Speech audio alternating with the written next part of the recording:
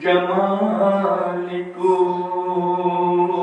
دیکھا جو خون میں غرق نبی کے جمال کو. شبیر میرے پاس ہے صدقے کو بس یہی. شبیر میرے پاس ہے صدقے کو بس یہی. جھولے سے لا کے دے دیا بانو نلال کو. بانو کہاں تلاش کرے اپنے لال کو. اللهم صل على محمد وعلى محمد. شبیر لا رہے ہیں میدان سے دیکھیے. شبیر لا رہے ہیں میدان سے دیکھیے. اپنے جوان کانٹوں پہ 18 سال کو. مانو کہاں تلاش کرے اپنے لال کو. ایسا تو ظلم دور کسی پر ہوا نہیں. برباد جس طرح کیا زہرا کیا لکھو. مانو کہاں تلاش کرے اپنے لال کو. لیلا دعائیں کرتی رہی بات کربلا. لیلا دعائیں کرتی رہی بات کربلا. یا رب جدا نہ کرنا کسی ماں سے لال کو. مانو کہاں تلاش کرے اپنے لال کو. فاتحہ.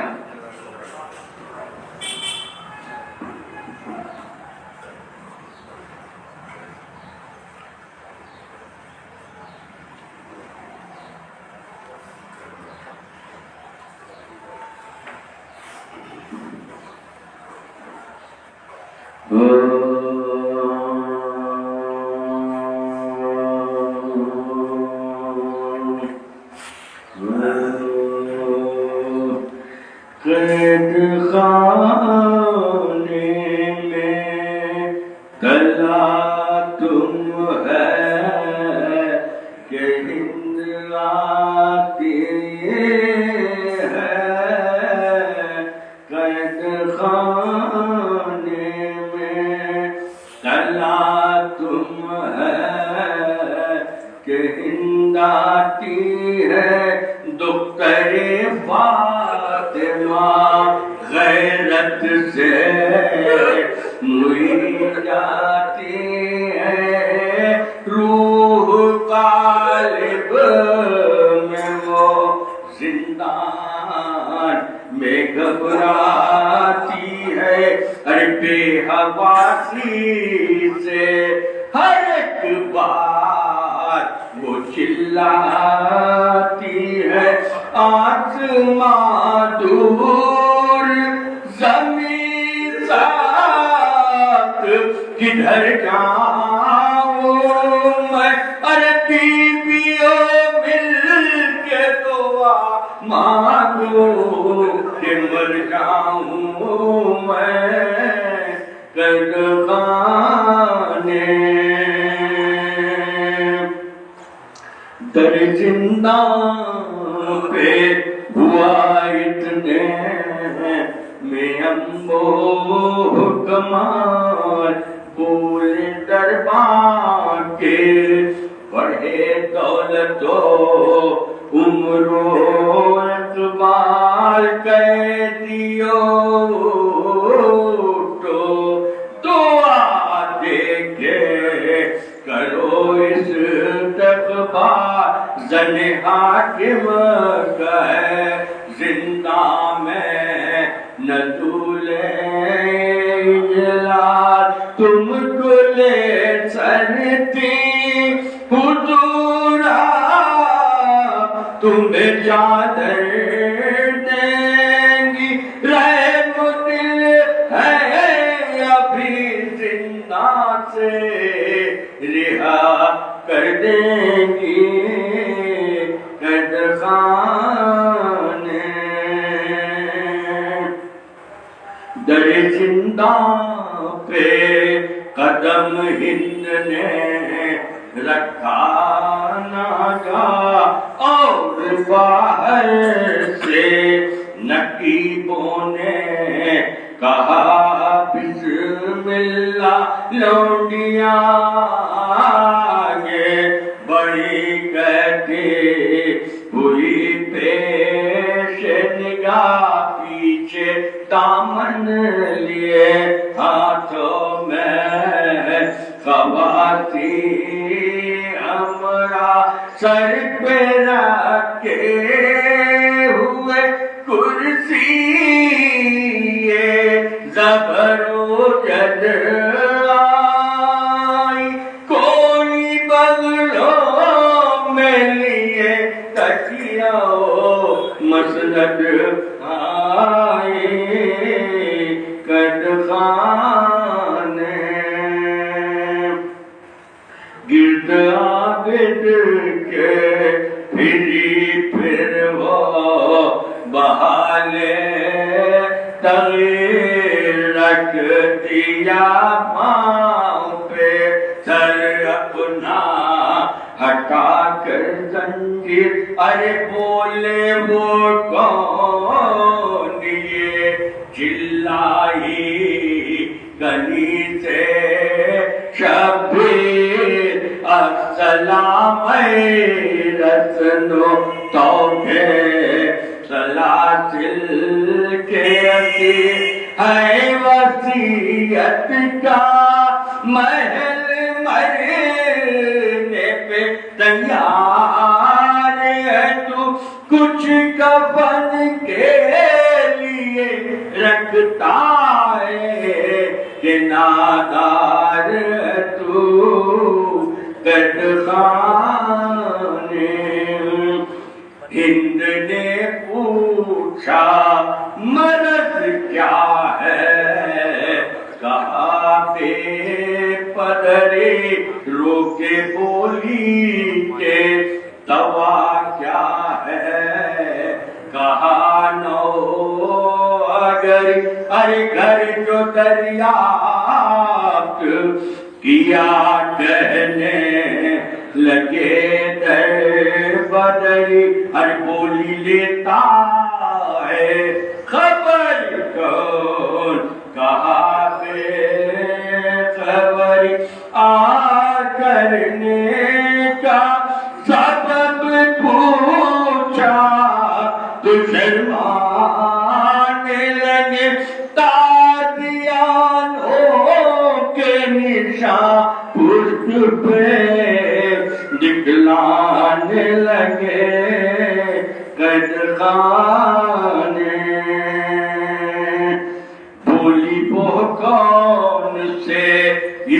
مدینہ پہ ملی یہ تعزیر تو کہ فرمایا گناہ کچھ بھی نہیں بے تقصیر اس نے منہ پیچ لیا اور کہا کب سے ہو اسیر بولے دسویں کی محرم کی جو پہنی زنجیر کچھ گون کے لیے ہمراہ نہیں لایا ہوں باپ کو چھوڑ کے بے گولو کفن کھایا ہوں کشخان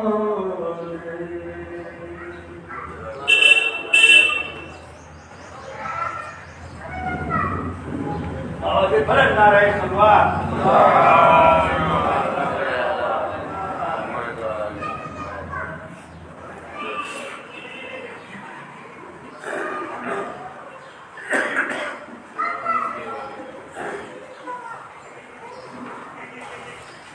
سلوار تو بھیجا آپ تک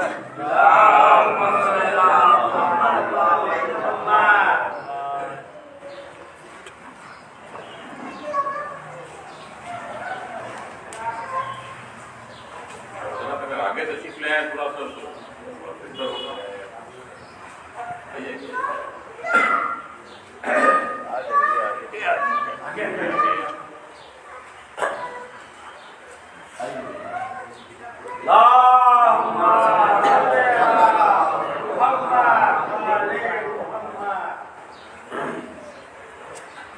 پیشانی اس میں کر رہا ہوں مولانا کو گانا پڑے اس سے پہلے میں بلا دوں چلو آپ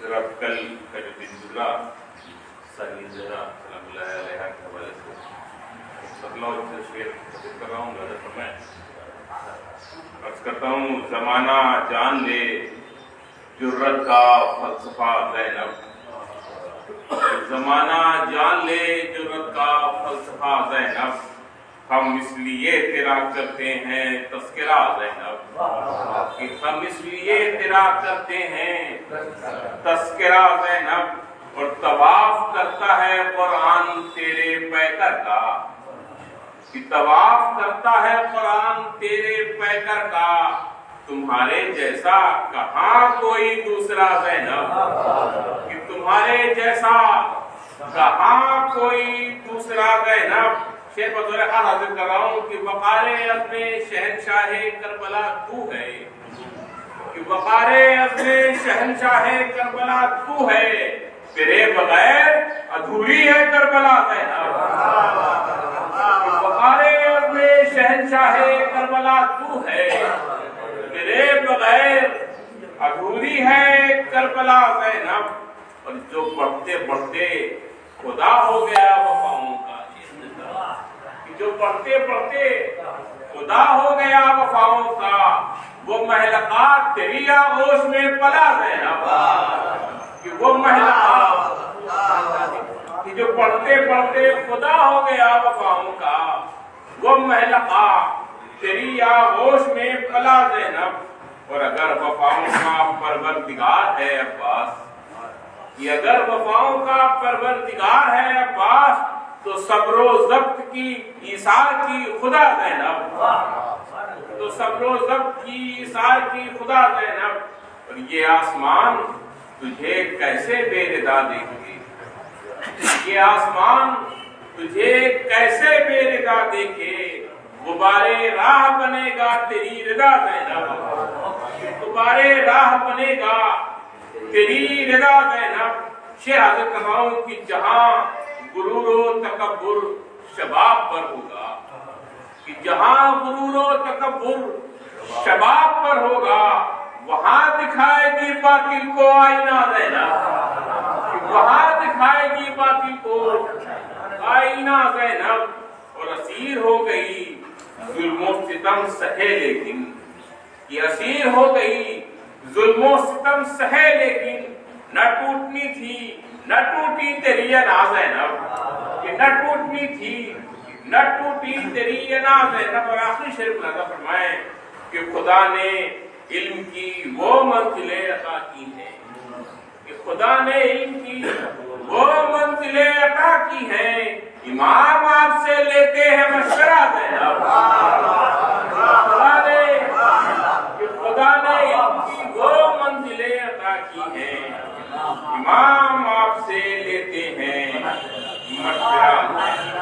بہت بہت شکریہ اللہ سے سلوات کریے پر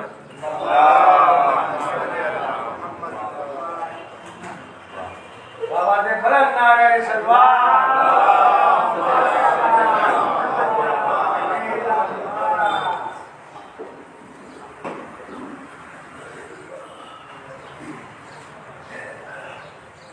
فاتحہ۔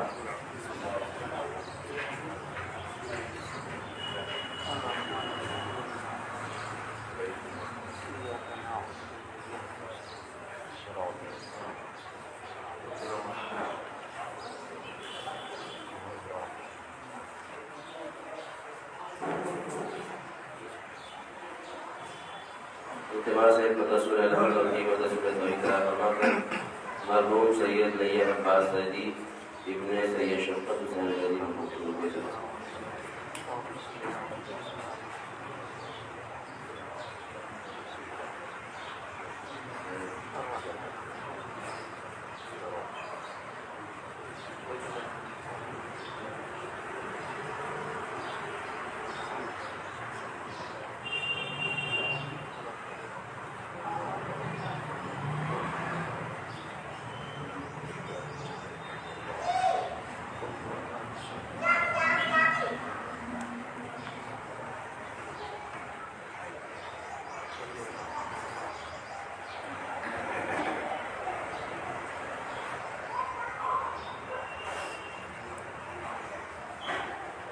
لا حول ولا قوة إلا بالله العلي العظيم حسبنا الله ونعم الوكيل نعم المولى ونعم النصير أعوذ بالله من الشيطان اللعين الرجيم بسم الله الرحمن الرحيم الحمد لله الذي هدانا لهذا وما كنا لنهتدي لولا أن هدانا الله لقد جاءت رسل ربنا بالحق الصلاة والسلام والتحية والإكرام على النبي الأمي المكي المدني القرشي الأشهي التهامي النبي المسدد والرسول الممجد المصطفى الأحمد أبي القاسم محمد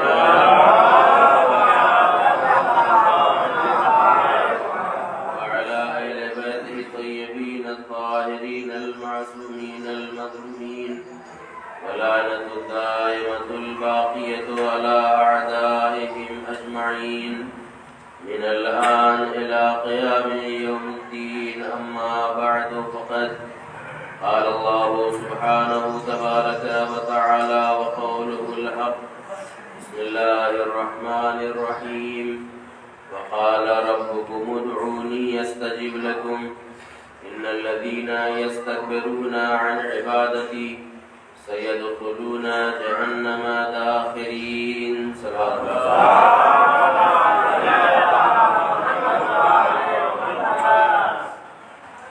قرآن کریم پروردگار عالم کا وہ کلام ہے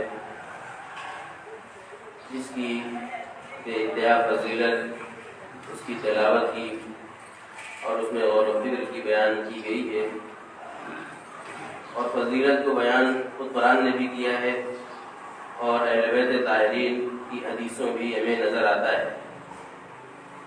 اور یہ قرآن اور اہل بیت ایک دوسرے سے ہرگز جدا نہیں ہے۔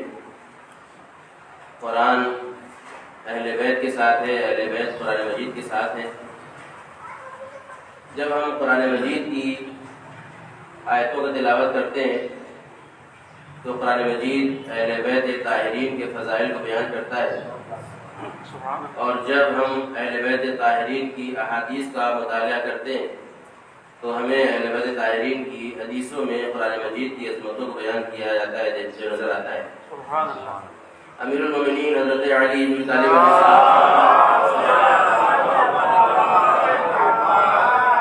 بلاغہ میں اس قرآن مجید کے حوالے سے بیان فرمایا کہ القرآن هو الناس الذی لا یغش، قرآن ایسا ناصح ہے، ایسی نصیحت کرنے والا ہے جو کبھی دھوکہ نہیں دیتا ہے۔ والناصح الذی لا یغش، ایسی نصیحت کرنے والا ہے کہ جو کبھی دھوکہ نہیں دیتا۔ والہادی الذی لا یضل، قرآن ایسا ہدایت کرنے والا ہے جو کبھی گمراہ نہیں کرتا ہے۔ والمحدث الذی لا یکذب، اور قرآن ایسی گفتگو کرنے والا ہے جو کبھی جھوٹ نہیں بولتا ہے۔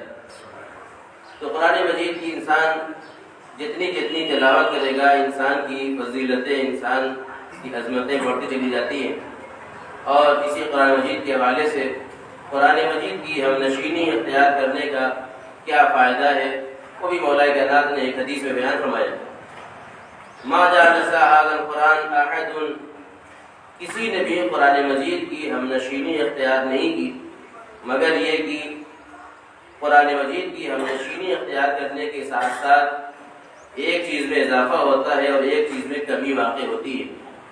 یعنی جب بھی انسان قرآن مجید کے ساتھ ہم نشینی اختیار کرتا ہے تو اس کے نتیجے میں ایک چیز میں اضافہ ہوتا ہے اور ایک چیز میں کمی واقع ہوتی ہے۔ امام فرماتے ہیں زیادت فی ہدا و نقصان فی عما، جب انسان قرآن مجید کی ہم نشینی اختیار کرتا ہے تو ہدایت میں اضافہ ہوتا ہے اور گمراہی میں کمی واقع ہوتی ہے۔ یعنی جب بھی انسان قرآن مجید کا اثر یہی ہے کہ جب بھی قرآن انسان پڑھے گا، اس میں غور و فکر کرے گا تو ہدایت میں اضافہ ہوگا اور گمراہی میں کمی واقع ہوگی۔ سورہ مومن جو قرآن مجید کا 40واں سورہ ہے، جسے سورہ غافر بھی کہا جاتا ہے، اور سورہ مومن اس لیے کہا جاتا ہے کہ اس میں اس مومن آل فرعون کا تذکرہ ہے کہ جس نے جناب موسیٰ کی جان بچائی تھی۔ تو اس مومن آل فرعون کا تذکرہ فقط اسی سورہ کے اندر موجود ہے، اسی لیے اس سورہ کو سورہ مومن کہا جاتا ہے۔ اور اس کو سورہ غافر اس لیے کہا جاتا ہے کہ اس کی ابتدائی آیتوں میں ایک لفظ ہے جو لفظ غافر ہے، غافر الذنب وقابل التوب شدید العقاب ذی الطول، یعنی پروردگار عالم گناہوں کو بخشنے والا ہے، گناہوں کی مغفرت کرنے والا ہے، رحمتیں عطا کرنے والا ہے اور شدید عذاب کرنے والا ہے۔ تو اس میں غافر کی لفظ آئی ہے، اس لیے اس سورہ کو سورہ غافر بھی کہا جاتا ہے۔ اور سورہ غافر کے علاوہ یہ سورہ ان سوروں میں سے ہے کہ جسے حوامیم کے سورے ان کا شمار ہوتا ہے۔ قرآن مجید میں 7 سورے ایسے ہیں کہ جنہیں حوامیم کہا جاتا ہے۔ حوامیم کا مطلب یہ ہے کہ جن سوروں کا آغاز حامیم سے ہوتا ہے وہ 7 سورے ہیں، جن میں سے ایک سورہ غافر بھی ہے جس کی میں نے آیت کریمہ کی تلاوت کی ہے۔ اور ان 7 سوروں کی جہاں قرآن مجید کی ہر سورہ کی فضیلت ہے، بالخصوص ان سوروں کی پیغمبر اکرم حضرت محمد مصطفیٰ صلی اللہ علیہ وسلم ان 7 سوروں کی حوامیم والے جو سورے ہیں ان کی خاص فضیلت کو بیان کیا ہے۔ اور اس ان حدیثوں میں نظر آتا ہے کہ الحوامیم تاج القرآن، حوامیم قرآن مجید کا تاج ہے۔ اور پھر دوسرے حدیث میں ارشاد ہوا لکل شیء لباب ولباب القرآن الحوامیم، ہر شے کا، ہر چیز کا کوئی نہ کوئی مغز ہوتا ہے اور قرآن مجید کا مغز حوامیم والے سورہ ہے۔ تو اس لحاظ سے ان سوروں کے بھی بہت زیادہ فضیلت ہے۔ تو 60ویں آیت کریمہ ہے اسی سورہ غافر کی، سورہ مومن کی مشہور و معروف آیت کریمہ ہے کہ وقال ربکم ادعونی استجب لکم، تمہارے رب نے یہ فرمایا تم مجھ سے دعا مانگو میں تمہاری دعا کو قبول کروں گا۔ ان الذین یستکبرون عن عبادتی سیدخلون جہنم داخرین، اور جو لوگ میری عبادت سے روگردانی کریں گے ان قریب وہ ذلت و رسوائی کے ساتھ جہنم میں داخل کر دیے جائیں گے۔ اس آیت کریمہ میں پروردگار عالم نے ایک چیز کا حکم دیا ہے اور ایک چیز کا وعدہ کیا ہے۔ اس آیت کریمہ میں پروردگار عالم نے ایک چیز کا حکم دیا ہے حکم کیا ہے؟ ادعونی، تم مجھ سے دعا مانگو، اور وعدہ کیا ہے؟ استجب لکم، میں تمہاری دعا کو قبول کروں گا۔ یعنی انسان اگر اللہ کی بارگاہ میں دعا کرے تو نتیجہ یہی ہوگا کہ اس کی دعا اللہ کی بارگاہ میں قبول ہوگی۔ اور مولا کائنات حضرت امیر المومنین علی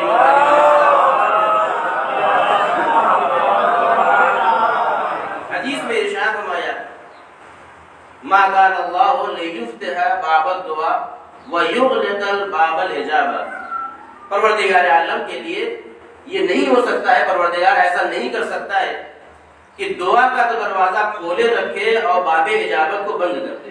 یہ ایسا نہیں ہو سکتا ہے کہ پروردگار عالم نے جب باب دعا کو کھول رکھا ہے تو قبولیت کا دروازہ بہرحال پروردگار عالم نے اس کو بھی کھول رکھا ہے۔ صلوات پر محمد تو پروردگار عالم نے حکم دیا ہے ادعونی، تم مجھ سے دعا مانگو، اور یہ حکم ہے، اور اس کے نتیجے میں وعدہ یہ ہے کہ تمہاری دعا قبول ہوگی۔ اور پروردگار عالم وہ ہے کہ جو وعدہ خلافی نہیں کرتا۔ ان اللہ لا یخلف المیعاد، پروردگار عالم وعدہ خلافی نہیں کرتا، اس کے وعدوں میں وعدہ خلافی نہیں ہو سکتی ہے۔ اب ادھر سوال یہ ہے کہ دعا کہتے کسے؟ دعا کیا چیز ہے؟ بندے کا اپنے پروردگار عالم کی بارگاہ میں کچھ مانگنا، اسی کو دعا کہا جاتا ہے۔ یعنی بندے کا اللہ کی بارگاہ میں کچھ مانگنا، اسی کو دعا کہا جاتا ہے۔ اور دعا کے 4 ارکان بیان کیے جاتے ہیں، یعنی جب دعا اسی وقت مکمل ہوگی جب اس میں 4 چیزیں پائی جاتی ہیں۔ ایک ہوتا ہے مدعو، جس سے دعا کی جائے، ایک ہے داعی، دعا کرنے والا، اور تیسری چیز ہوتی ہے دعا، اور چوتھی چیز ہے مدعو، یعنی جو چیز اس کی بارگاہ میں مانگی جا رہی ہے۔ تو یہ چاروں چیزیں مل جاتی ہیں تب جا کر دعا کو دعا کہا جاتا ہے۔ اور یہ دعا اللہ کی بارگاہ میں اس وقت باب اجابت سے ٹکرا جاتی ہے کہ جب بندہ مانگنے والا اللہ کی بارگاہ میں گڑ گڑا کر دعا کرتا ہے۔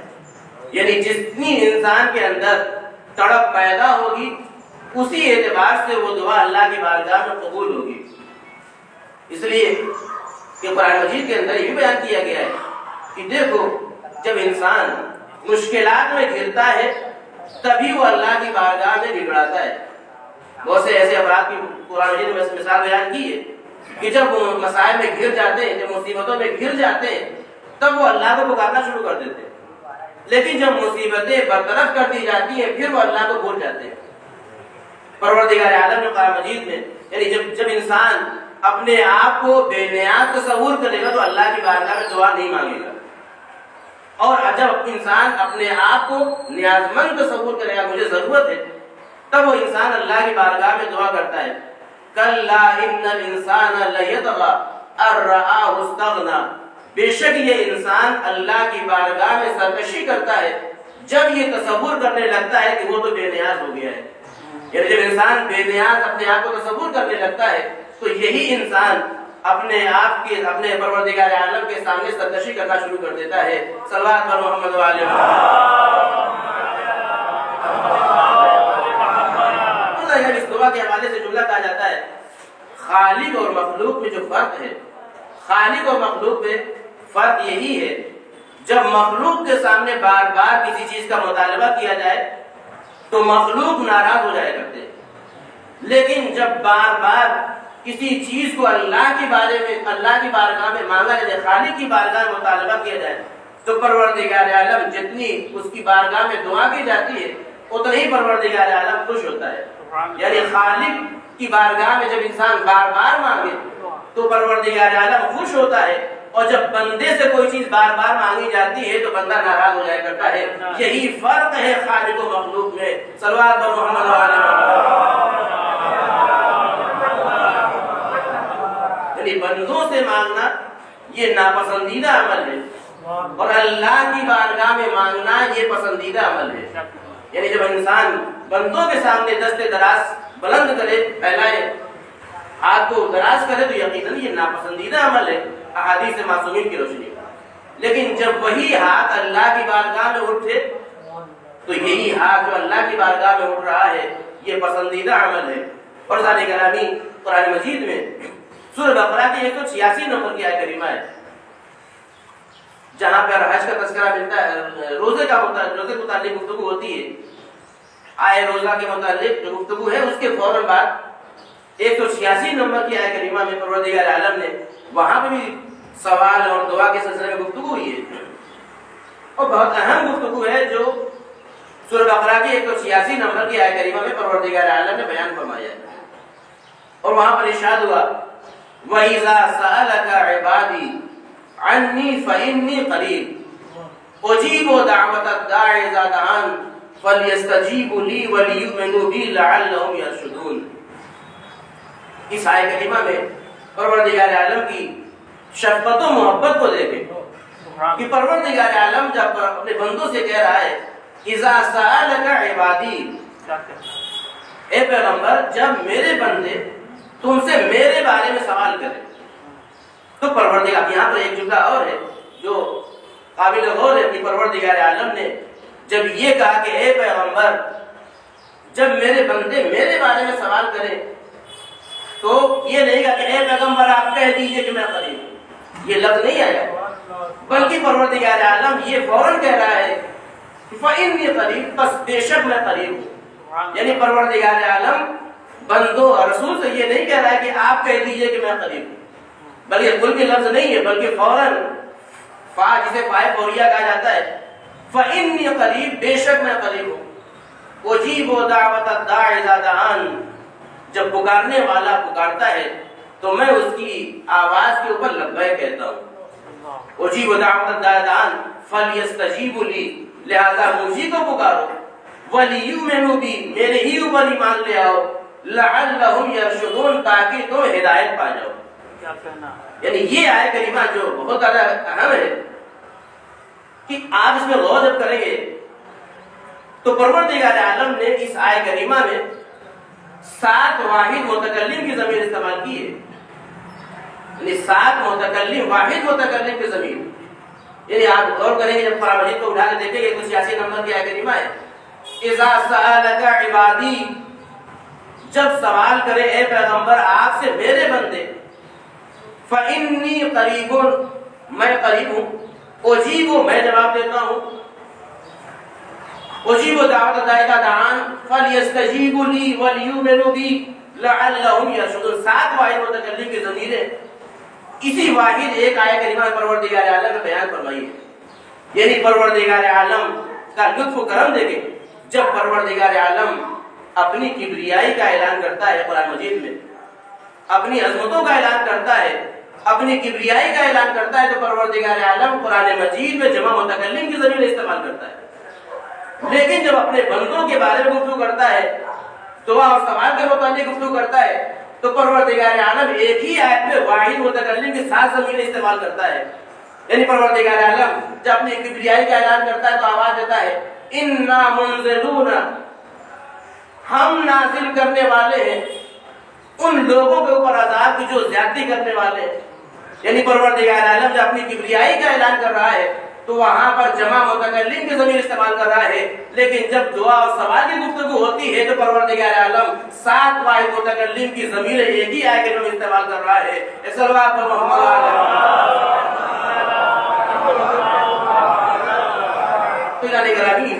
تو یہ آیت کریمہ جو قرآن مجید کی 186 نمبر کی سورہ بقرہ کی آیت کریمہ ہے، پروردگار عالم جو اپنے بندوں سے کہہ رہا ہے کہ تم مجھ سے دعا مانگو، جب سوال کرے تو میں ہی دعا قبول کرنے والا ہوں، میرے پر ایمان لے آئے، اور پھر دعا یقیناً اس کے بہرحال شرائط ہوتے ہیں، انسان کی دعا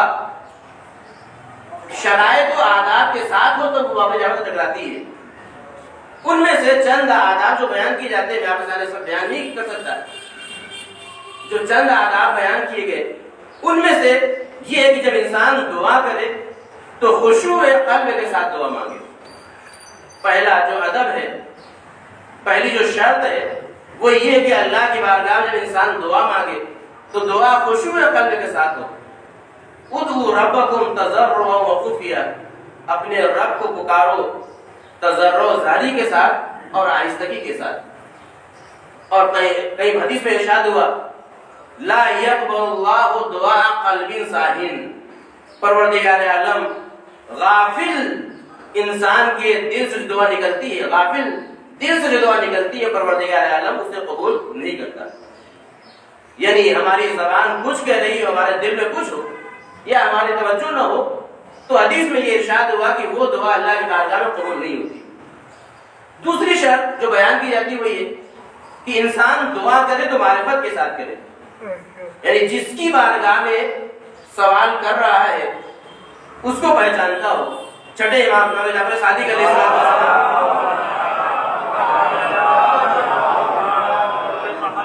جب ایک شخص آ کے سوال کرتا ہے مولا ہم دعا کرتے ہیں ہماری دعا قبول نہیں ہوتی، ہم دعا کرتے ہیں اللہ کی بارگاہ میں ہماری دعا بابا یاد ٹکراتی نہیں ہے، تو امام نے فرمایا لأنکم تدعون من لا تعرفون، اس لیے تمہاری دعا قبول نہیں ہوتی کہ تم اسے پکارتے ہو جس کو تم پہچانتے ہی نہیں ہو، تم اسے پکارتے ہو جس کو تم پہچانتے ہی نہیں ہو۔ لہذا اس کے بعد جو شرائط میں سے ایک شرط یہ بھی بیان کی جاتی ہے کہ انسان حسن ظن رکھے۔ اب یہ انسان پہلے ہی سے سوء ظن رکھے اللہ کے بارے میں دعا قبول ہی نہیں ہوتی، تو پھر انسان کی دعا قبول نہیں ہوتی۔ یہ کہا جاتا ہے کہ حسن ظن رکھے کہ پروردگار عالم ہی ہے کہ جو ہماری دعا کو قبول کرنے والا ہے، پروردگار عالم ہی ہے کہ جو ہماری ضروریات کو پورا کرنے والا ہے، یعنی انسان حسن ظن رکھے۔ اور چوتھی شرط بیان کی جاتی ہے کہ انسان کبھی بھی رحمت الہی سے مایوس نہ ہو، انسان کبھی بھی رحمت الہی سے مایوس نہ ہو۔ اس لیے قرآن مجید میں پروردگار عالم ارشاد فرماتا ہے لا تقنطوا من رحمت اللہ ان اللہ یغفر الذنوب جميعا، کہ اے لوگوں جنہوں نے اپنے نفسوں پر ظلم کیا ہے، لا تقنطوا من رحمت اللہ، اللہ کی رحمت سے مایوس نہ ہو جاؤ۔ ان اللہ یغفر الذنوب جميعا، بے شک پروردگار عالم وہ ہے کہ جو بخشنے والا ہے اور رحم کرنے والا ہے، تمام گناہوں کو بخشنے والا ہے۔ تو تو انسان جو چوتھی شرط بیان کی جاتی ہے کہ انسان رحمت الہی سے مایوس نہ ہو۔ اور ظاہر سی بات ہے جب انسان ان دعاؤں کے سلسلے میں حدیثوں کو دیکھتا ہے تو ہمیں نظر آتا ہے کہ یہ دعا بغیر عمل کے بھی ہو تب بھی قبول نہیں ہوتی، یعنی فقط انسان دعا ہی کرتا رہے اور کچھ عمل نہ کرے۔ ایک نوجوان ہے، بے روزگار ہے، وہ کہتا ہے میں بے روزگار روزانہ دعا کرتا ہوں، لیکن جب اس سے پوچھا جاتا ہے کتنی کمپنیوں میں آپ نے اپنا بایوڈیٹا بھیجا ہے، کتنی کمپنیوں میں آپ نے رجوع کیا، کہا کہ نہیں فقط میں دعا کرتا ہوں، تو یقیناً ایسے افراد کی دعا قبول نہیں ہوگی۔ یعنی بے عمل افراد کی دعا اللہ کی بارگاہ میں قبول نہیں ہوتی، یعنی انسان عمل بھی کرے، عمل کے ساتھ ساتھ دعا کرے تو دعا قبول ہوتی ہے۔ پیغمبر اکرم حضرت محمد مصطفیٰ صلی اللہ علیہ وسلم یہ ارشاد فرمایا پیغمبر یا ابا ذر، اے ابو ذر، جو انسان اللہ کو بغیر عمل کے پکارتا ہے اس کی مثال ایسے ہی ہے جو بغیر کمان کے تیر دیکھنا چاہتا ہے۔ جو اللہ کی بارگاہ میں بغیر عمل کے دعا کرتا ہے اس کی مثال ایسے ہی ہے جو بغیر کمان کے تیر دیکھنا چاہتا ہو۔ جس طریقے سے بغیر کمان کے تیر نہیں دیکھا جا سکتا اسی طریقے سے بغیر عمل کے انسان کی دعا بھی قبول نہیں ہوتی ہے۔ صلوات پر محمد و آل محمد۔ جہاں بہت ساری شرطیں ہیں، انہی شرطوں میں جو قرآن مجید کی آیت کریمہ کی روشنی میں آپ کے سامنے کہ انسان کی دعا اس وقت بہت جلد قبول ہو جاتی ہے کہ جب انسان کو حاجت بھی ہو، یعنی کسی چیز کی انسان کو حاجت ہو اور انسان کوشش بھی کرے اور ساتھ ہی ساتھ دعا بھی کرے، یعنی اگر تین چیزیں ایک ساتھ پائی جاتی ہیں تو وہ دعا بہرحال بہت جلد قبول ہوتی ہے۔ یعنی انسان کو کسی چیز کی ضرورت ہو، ضرورت کے ساتھ ساتھ کوشش بھی کر رہا ہو اور ساتھ ہی ساتھ وہ دعا بھی کرے، تو یہ تینوں چیزیں ایک ساتھ مل جاتی ہیں تو وہ اللہ کی بارگاہ میں دعا بہت جلد قبول ہو جاتی ہے۔ سورہ ابراہیم کی آیت کریمہ ہے جہاں کے اوپر اس آیت کریمہ کے ذہن میں آپ کو نظر آئے گا، پورا واقعہ آگے پیچھے نگاہ ہے۔ جب یہ تینوں چیزیں ایک ساتھ پیدا ہوئی تو پروردگار عالم نے قبولیت دعا کا دروازہ بہت جلد کھول دیا۔ سورہ ابراہیم میں ارشاد ہوا جب جناب ابراہیم کو اللہ نے حکم دیا کہ جناب حاجرہ کو اپنے بیٹے کو خانہ خدا کے درمیان خانہ خدا کے پاس چھوڑ دے. اور جناب ابراہیم جناب ہاجرہ اور اپنے شیخان بچے جناب اسماعیل کو خانہ خدا کے پاس چھوڑ کر جانے لگے تو جناب اسماعیل نے اللہ کی بارگاہ میں دعا کی, ربنا انی اسکنت من ذریتی بواد غیر ذی زرع عند بیتک المحرم ربنا لیقیموا الصلاۃ. اے میرے پروردگار, میں نے اپنی ذریت کو تیرے محترم گھر کے پاس چھوڑ دیا ہے.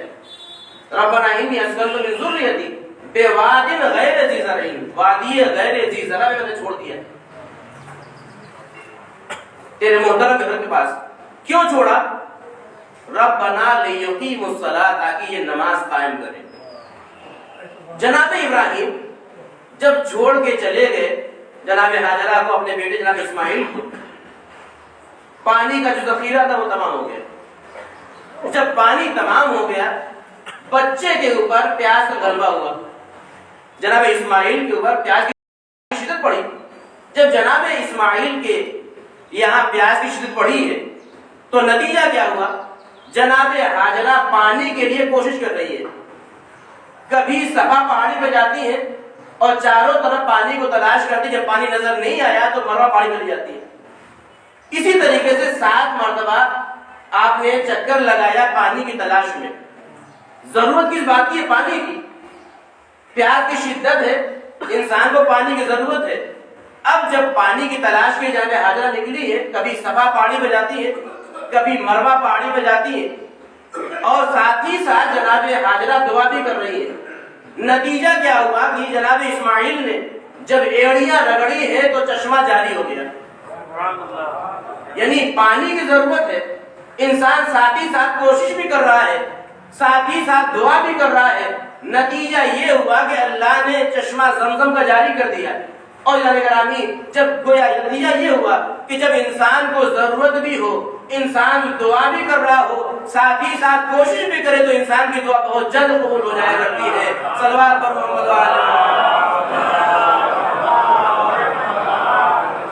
یعنی یہ تینوں چیزیں ساتھ مل جاتی ہیں تو انسان کی دعائیں بہت جلد قبول ہو جایا کرتی ہیں. اور گرامی, ظاہر سی بات ہے, ہمارے چھٹے امام امام جعفر صادق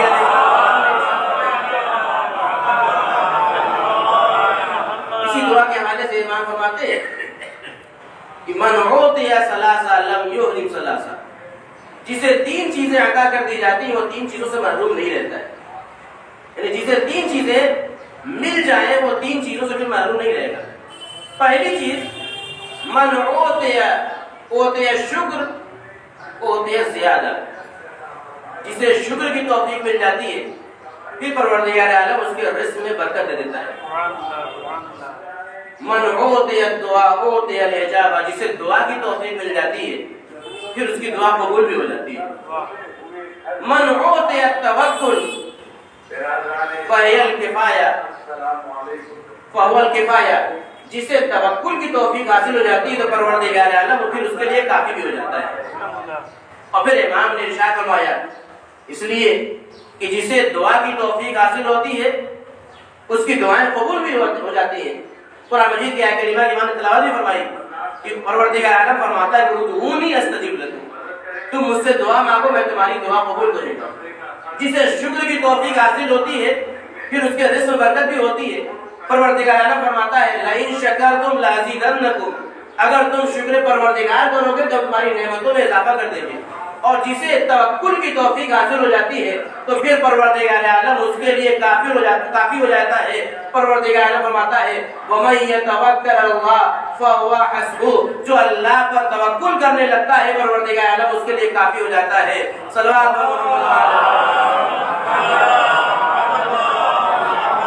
پھر امام نے ایک حدیث میں اور ارشاد فرمایا کہ 4 چیزیں انسان کے حق میں, انسان اگر حاصل کر لے تو انسان کے حق میں بہتر ہو جاتی ہے, انسان کے حق میں بہتر ہے. پہلی چیز ہے ایمان, دوسری چیز ہے شکر, تیسری چیز ہے استغفار, اور چوتھی چیز ہے دعا. یعنی اگر انسان 4 چیزیں پیدا کر لے اپنے اندر تو امام نے فرمایا کہ وہ انسان کے حق میں بہتر ہے. پروردگار عالم فرماتا ہے قرآن مجید کی آیت کریمہ ہم نے تلاوت فرمائی ما یفعل اللہ بعذابکم ان شکرتم وآمنتم، تمہارے اوپر پروردگار عالم عذاب کر کے کیا کرے گا اگر تم شکر کرو اور تم پروردگار عالم کے اوپر ایمان لے آؤ۔ ما یفعل اللہ بعذابکم ان شکرتم وآمنتم، اگر تم شکر کرو، اگر تم ایمان لے آؤ تو پروردگار عالم تمہارے اوپر عذاب کر کے کیا کرے گا؟ عذاب پروردگار عالم کیوں کرے گا؟ اور پھر یہ دو چیزیں ہوئی، پہلی چیز ایمان، دوسری چیز شکر، تیسری چیز استغفار۔ پھر امام نے فرمایا قرآن مجید کی آیہ کریمہ ہے ما کان اللہ لیعذبہم، پروردگار عالم ان کے اوپر عذاب نہیں کرتا ہے جو استغفار کرتے رہتے ہیں، وہم یستغفرون، جو استغفار کرتے رہتے ہیں، یعنی استغفار بھی اگر پروردگار عالم کرے، انسان بندہ کرے تو پروردگار عالم اس کے اوپر عذاب نازل نہیں کرتا ہے۔ اور چوتھی چیز جو انسان کے حق میں بہتر ہے وہ دعا ہے۔ پروردگار عالم فرماتا ہے قرآن مجید میں اے پیغمبر آپ کہہ دیجئے قل ما یعبؤ بکم ربی لولا دعاؤکم، اے پیغمبر آپ کہہ دیجئے کہ اگر تمہاری دعائیں نہ ہوتی تو پروردگار عالم تمہاری پرواہ بھی نہ کرتا۔ صلوات پر محمد علیہ وسلم۔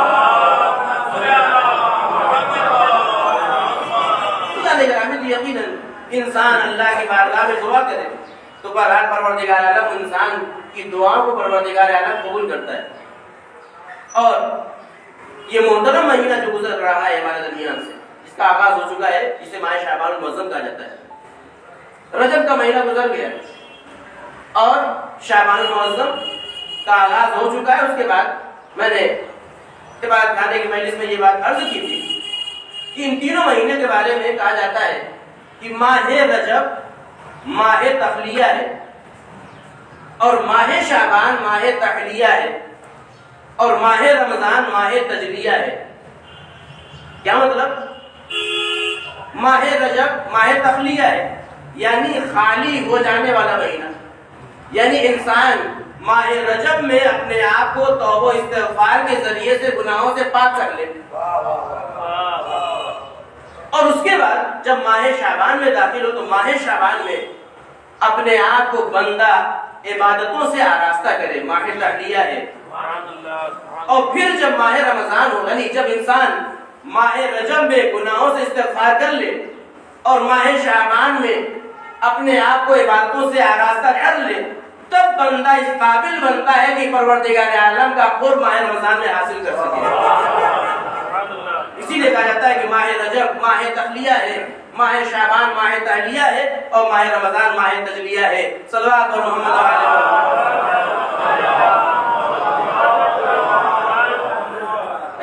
ایک دعا کی طرف فقط اشارہ کرنا ہے اور اس کے بعد رکوع تمام ہو جائے گی۔ اسی ماہ شعبان سے ہی متعلق وہ دعا جسے دعائے کمیل کہا جاتا ہے۔ 15 شعبان المعظم کے حوالے سے وہ دعا جس کی بہت تاکید ہے کہ نیمہ شعبان میں اس دعائے کمیل کی تلاوت کی جائے، اور یہ دعا امیر المومنین حضرت علی بن طالب علیہ اپنے خاص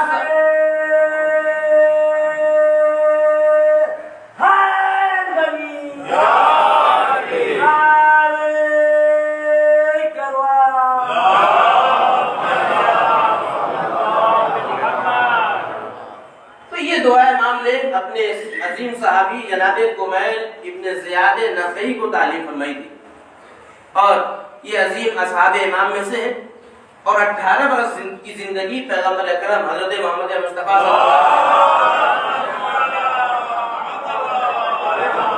اور آپ امام حسین امام مولا کائنات اور حسن مصطفیٰ علیہ السلام کے اصحاب ہیں۔ اور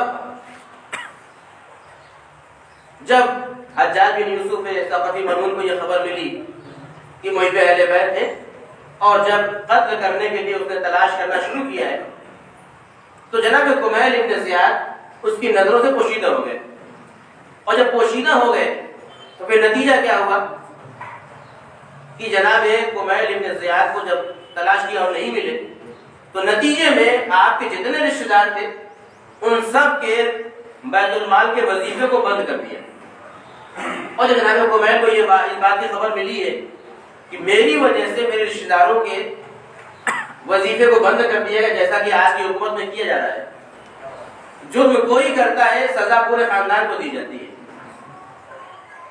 تو نتیجہ یہ ہوا جب معلوم ہوا کہ میری وجہ سے میرے پورے خاندان کو تکلیف ہو رہی ہے اور مولا کائنات پہلے ہی سے پیشین گوئی کر دی تھی کہ تمہارا قاتل فلاں ہوگا، حجاج ہوگا۔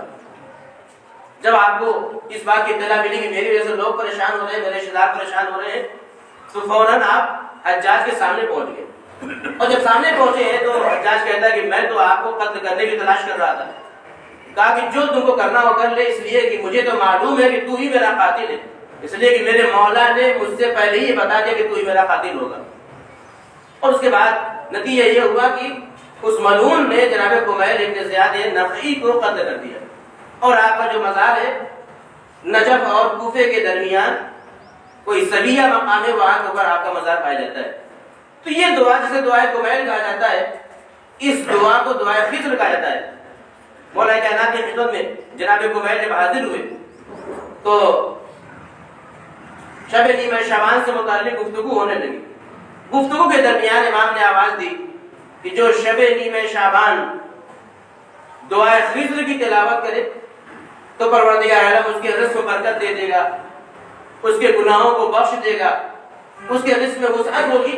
یہ سارے فضائل امام نے اس کو بیان کیے، اور جب اس کے بعد امام نے جب فضائل بیان کر دیے اس دعا کے بارے میں، اور جب امام اپنے بیت الشرف کی طرف جانے لگے، یہ بصرے کا واقعہ ہے، بصرے میں یہ امام سے گفتگو ہو رہی ہے، اور جب واپس جانے لگے تو امام کے پیچھے پیچھے جناب کمیل بھی جا رہے ہیں، اور جب گھر کے قریب پہنچے ہیں تو امام سے کہتے ہیں، امام نے پوچھا کہ کیوں آنا ہوا، کیوں آ رہے ہو؟ تو امام سے کہتے ہیں کہ مولا میں چاہتا ہوں کہ آپ مجھے دعائے خضر کی تعلیم فرمائیے۔ پھر امام نے کہا کہ بیٹھو اور یہ دعا تم یاد کر لو، اور پھر اس کے بعد امام نے اس کے فضائل بیان کیے کہ دیکھو جو تمہیں چاہیے ہے کہ کم سے کم زندگی میں اب چاہیے ہے کہ ہفتے میں ایک مرتبہ کی تلاوت کرو، اگر ایک ہفتے میں ممکن نہ ہو تو ایک مہینے میں ایک دفعہ، اگر ایک ہفتے میں بھی ایک مہینے میں ممکن نہ ہو تو سال میں ایک مرتبہ، اور یہ بھی ممکن نہ ہو تو کم سے کم زندگی میں ایک مرتبہ ضرور دعائے کمیل کی تلاوت کر لو۔ نتیجہ یہ ہوگا کہ رزق میں برکت ہوگی، گناہوں کو بخش دیے جائیں گے، گناہ بخش دیے جائیں گے۔ اور اس کے بعد امام نے پوری دعا جناب کمیل ابن زیاد نخعی کو دعائے کمیل جسے دعائے خضر کہا جاتا ہے تعلیم فرمائی، اور یہ بہت اہم دعا ہے جسے ہم شب جمعہ میں جس کی تلاوت کرتے ہیں۔ اگر انسان واقعاً اس دعا میں غور و فکر کرے تو اندازہ ہوگا کہ اس دعا کے کلمات کتنے عظیم ہیں۔ جب دعا کا آغاز ہوتا ہے تو دعا کے آغاز ہی میں پروردگار عالم کی بارگاہ میں بندہ کہتا ہے اللہم انی اسألک برحمتک التی وسعت کل شیء، اے پروردگار میں تیری رحمت کے سہارے سے سوال کر رہا ہوں کہ تیری رحمت ہر شے کو احاطہ کیے ہوئے ہے۔ اگر آپ اس دعا کے ابتدائی کلمات میں غور کریں تو ابتدائی 10 کلمات ایسے ہیں کہ جہاں پر پروردگار عالم کی عظمتوں، رفعتوں اور اس کی عظمتوں کو بیان کیا گیا ہے، اور جب عظمتوں کو بیان کر دیا گیا تب جا کر بندہ کہتا ہے یا نور ہو یا قدوس یا اول الاولین و یا آخر الاخرین، یعنی پہلے 10 کلمات میں امام نے پروردگار عالم کی عظمتوں کو بیان کیا، اس کی رفعتوں کو بیان کیا، اور پھر اس کے بعد عظمتوں کو بیان کرنے کے بعد جب بندہ کہتا ہے اللہم اغفر لی الذنوب التي تحت كل اسم، اللہم اغفر لی الذنوب التي تغیر النعم، اے پروردگار میرے ان گناہوں کو بخش دے جو نیکیوں کو مٹا دیتے ہیں، اے میرے پروردگار میرے ان گناہوں کو بخش دے جو نزول عذاب کا باعث بنتے ہیں، اے پروردگار اللہم اغفر لی الذنوب التي تنزل البلاء، اے پروردگار میرے ان گناہوں کو بخش دے جو نزول بلا کا سبب بنتے ہیں، اللہم اغفر لی الذنوب التي تنزل النقم، اللہم اغفر لی الذنوب التي تحبس الدعاء، اے پروردگار میرے ان گناہوں کو بخش دے جو دعاؤں کی قبولیت میں مانع ہو جاتے ہیں۔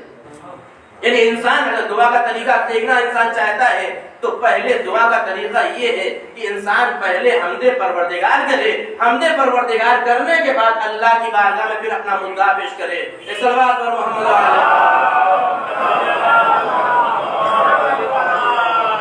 یعنی ڈائریکٹ پروردگار عالم کی بارگاہ سے نہیں مانگا جا رہا ہے، بلکہ سلیقہ سکھایا جا رہا ہے کہ دعا کا طریقہ کیا ہونا چاہیے۔ پہلے اللہ کی صفاتوں اس کی عظمتوں کو بیان کیا جائے اور اس کی عظمتوں کو بیان کرنے کے بعد پھر انسان اپنا مدعا پیش کرے. تو پہلا فقرہ اللہم انی اسألک برحمتک التی وسعت کل شیء. اے پروردگار میں تیری رحمتوں کے سہارے سے وسیلے سے دعا کر رہا ہوں اس رحمت کے واسطے سے کہ تیری رحمت جو ہر شے کو گھیرے ہوئے. رحمت پروردگار جس کے بارے میں حدیثوں کی روشنی میں بیان کیا جاتا ہے کہ پروردگار عالم کی رحمتیں کتنی وسیع ہیں. اگر اس کی رحمتوں کا اندازہ لگانا ہے تو اللہ کی رحمتوں کے 100 درجے ہیں. 100 درجوں میں سے ایک درجہ اللہ نے دنیا کے لیے مخصوص کیا ہے اور 99 رحمت کے درجے اللہ نے آخرت کے لیے مخصوص کر رکھا ہے. اور انہی ایک رحمت کے نتیجے میں اللہ نے ماں کے دل میں رحم ڈالا ہے جس کی بنیاد کے اوپر وہ اپنے بیٹے سے محبت کرتی ہے. تو آپ اندازہ لگائیں کہ پروردگار عالم کی رحمت قیامت کے دن کتنی وسیع ہوگی. اور یہ وجہ ہے کہ انسان زندگی کے کسی بھی مرحلے میں, اسی لیے قرآن مجید کی آیت موجود ہے کہ لا تقنطوا من رحمت اللہ, اللہ کی رحمت سے مایوس نہ ہو. دیکھو ہرگز تمہیں اللہ کی رحمت سے مایوس نہیں ہونا ہے. کیوں؟ تاریخ میں خبر ملتا ہے کہ روایت ملتی ہے کہ ایک شخص ہے, اس کے زمانے میں ایک نہایت بدعمل بد کردار انسان اس دنیا سے رخصت ہوا. بد عقیدہ تھا, بد کردار تھا. نتیجے میں لوگوں نے اس کی تشہید و تکفین نہیں کی, لوگوں نے اسے کوڑے کے ڈھیر پر ڈال دیا. یہاں تک کہ وہ شخص خواب میں دیکھتا ہے کہ حکم پروردگار ہوتا ہے کہ تم اس کی لاش کو نہایت عزت و احترام کے ساتھ تشہید تکفین کر کو اس کو دفن کر دو.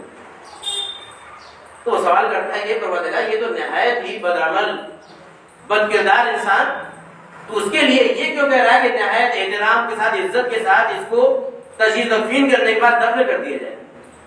کہا کہ اس کی وجہ یہ ہے کہ جب اس کا آخری لمحہ تھا, اس کی زندگی کا آخری لمحہ تھا, تو اس نے میری بارگاہ میں یہ دعا کی تھی, یا من لہ الدنیا والآخرہ ارحم من لیس لہ الدنیا والآخرہ. اے میرے پروردگار, اے وہ ذات کہ جس کے لیے دنیا کا بھی اختیار ہے آخرت کا بھی اختیار ہے, اس کے اوپر رحم کر دے جس کے پاس دنیا میں کوئی اختیار حاصل ہے نہ آخرت میں کوئی اختیار حاصل ہے. یہ دعا کا نتیجہ تھا کہ میں نے اس کے سارے گناہوں کو بخش دیا ہے. صلوات پروردگار عالم کی رحمتیں کتنی وسیع ہیں کہ انسان کبھی بھی اللہ کی رحمت سے مایوس نہ ہو. پروردگار عالم بار بار کہہ رہا ہے کہ تم دعا کرو, میں تمہاری دعا کو قبول کروں گا. اور پھر دعا کے شرائط اور دعا کے کس طریقے سے کرنا ہے, دعا کا سلیقہ, اور پھر انسان جب دعا کرتا ہے تو بہرحال اگر دعا قبول نہیں ہوتی ہے تو چونکہ وہ اللہ کے حکم کی بجاوری کرتا ہے, اگرچہ دعا قبول نہیں ہو رہی ہے لیکن ثواب تو بہرحال انسان کو حاصل ہو ہی جاتا ہے, چونکہ اس نے حکم پروردگار عالم کی تعمیل کی ہے, اس کی بجاوری کی ہے. صلوات پر محمد و آل محمد. اور ماہ شعبان ہے, دعا کا تذکرہ ہوا ہے, تو آپ دیکھیں مناجات شعبانیہ اس مہینے سے مخصوص ایک مناجات ہے جو مولا کائنات کی مناجات ہے, جسے مناجات شعبانیہ کہا جاتا ہے. مفاد الجنان میں آپ کو یہ دعا ملے گی. یہ عظیم دعا کا فقرہ ہے, اس میں انسان غور و فکر کرے.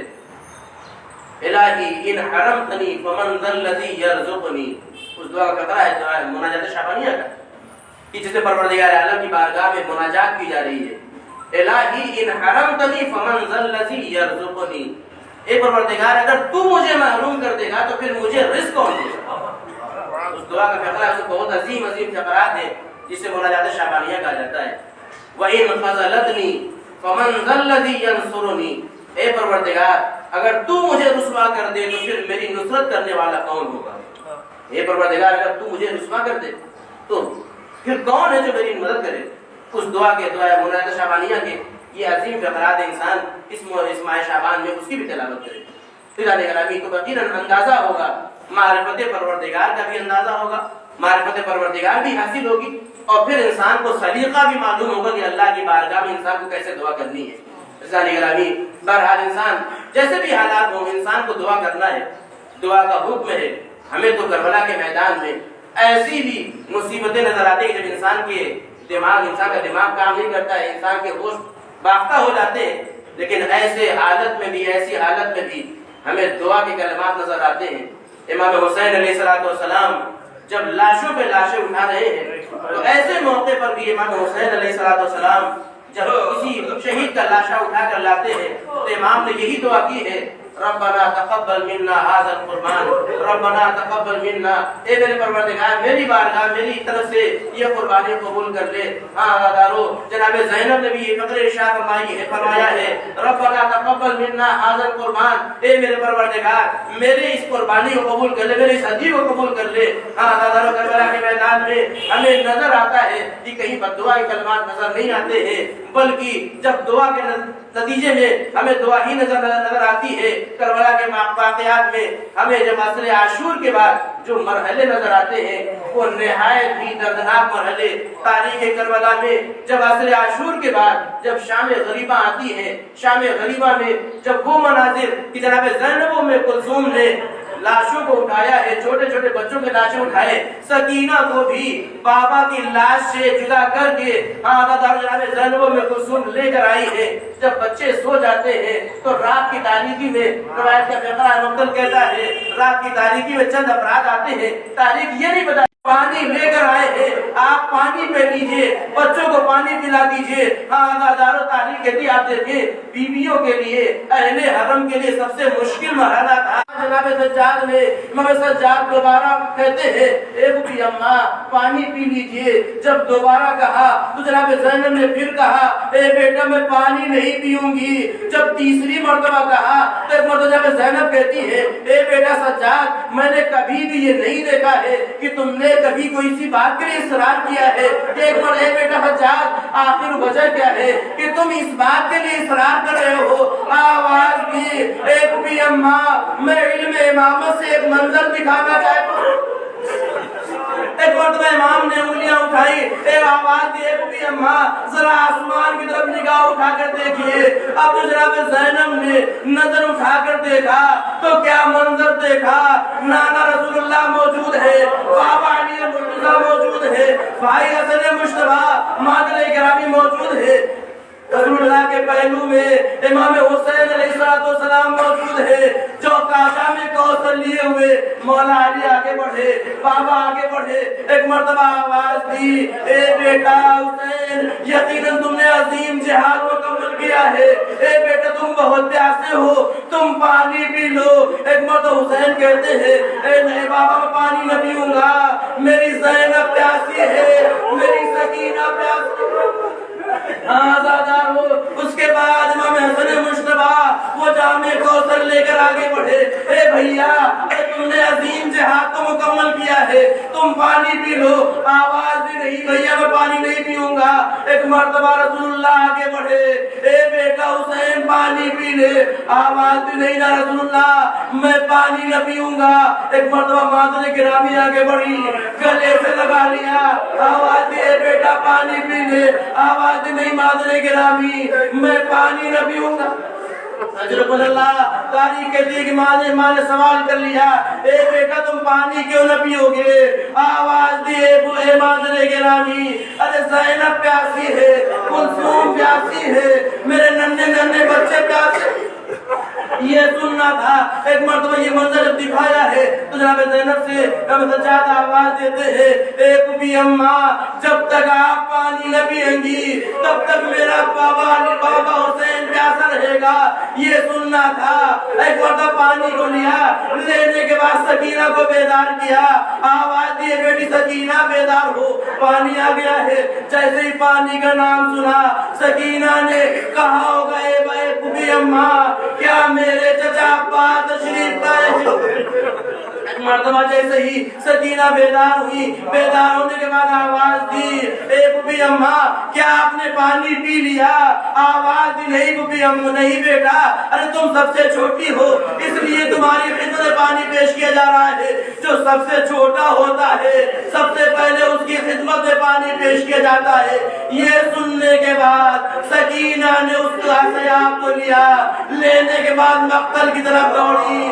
زینب نے سوال کر لیا دیا اے بیٹا تم کہاں جا رہی ہو؟ آواز دیے بوڑھی اماں آپ ہی نے تو کہا ہے جو سب سے چھوٹا ہوتا ہے پہلے اس کی خدمت میں پانی پیش کیا جاتا ہے۔ اے بوڑھی اماں میرا بھیا علی اصغر تو مجھ سے چھوٹا تھا، 3 دن کا بھوکا و پیاسا میرا بھیا علی اصغر ہے۔ ألا لعنة الله على القوم الظالمين سيعلم الذين ظلموا أي منقلب ينقلبون إلهي بحق الزهراء وأخيها وبعدها ونبيها السر المستودع فيها خدایا ہمارے ذل و قبول فرما، جن مرحوم کی شان ثواب کی مجلس ان کی مغفرت فرما، انہیں جوار معصومین میں جگہ عنایت فرما، پروردگار اس ذکر طبقے میں ہمارے تمام گناہ صغیر و کبیرہ کو معاف فرما، ہمیں آل محمد کے ساتھ معشور فرما، ہماری توفیقات خیر میں مزید اضافہ فرما، ان کو حفاظت اہل بیت حضرات نصیب الشہداء جہاں جہاں بھی ہیں ان کی جان مال عزت و آبرو کی حفاظت فرما، پرچم اسلام کو سربلند فرما، پرچم کفر و شرک و نفاق کو سرنگوں فرما، امام زمانہ جل اللہ تعالی فرج و شریف کو ظہور میں تعجیل فرما، ہم سب کو امام کی اعوان و انصار میں شمار فرما۔ ربنا تقبل منا انك انت السميع العليم وتب علينا انك انت التواب الرحيم۔ تمام سے ایک سورہ الحمد اور قیمت سورہ توحید تلاوت فرما کر سید نیر عباس زیدی پرویز نیر مرحوم ابن سید شفقت حسین زیدی سارے